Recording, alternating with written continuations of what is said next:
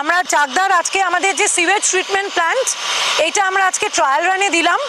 এই ট্রিটমেন্ট প্ল্যান্টের capacity 15 mld। গোটা চাকদা শহরের যত দূষিত নালা সেখানকার জল এখানে এসে ট্রিটমেন্ট হবে এবং ট্রিটমেন্ট হয়ে আমরা আবার গঙ্গায় ফেরত দেব।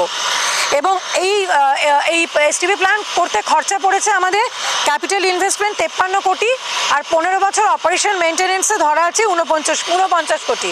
চাকদা শহরের 26টা সবচেয়ে দূষিত ড্রেন এই এসটিপির মধ্যে আমরা নিয়ে আসবো এই ট্রিটমেন্ট প্ল্যান্টে।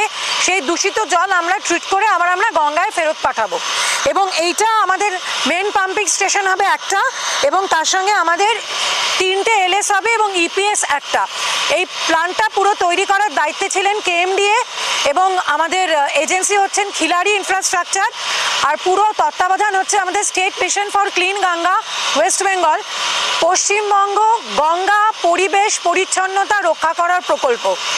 আমাদের এটা দেখে খুব আনন্দ হচ্ছে যে আমরা অন্তত এক চাকদার জন্য আমরা চাকদার দূষিত জলকে যাতে ট্রিটমেন্ট করে আবার আগের অবস্থায় ফিরিয়ে আনা যায়, আমরা সেই ব্যাপারে আমরা একটা পদক্ষেপ নিতে পারলাম। মানুষজনের কাছে আমার এটাই জানানোর প্রজেক্ট ডাইরেক্টর হিসেবে যে খাবার জল, পানীয় জল এবং দূষিত জল দুটোই কিন্তু সমান ইম্পর্টেন্ট। আমাদের ডান হাত এবং বাঁ হাত, আপনি যেরকম ডান হাতকে বাদ দিয়ে বাঁ হাত ভাবতে পারবেন না, সেরকম আপনি খাবার জল এবং দূষিত জল এই দুটো একসঙ্গে চলবে।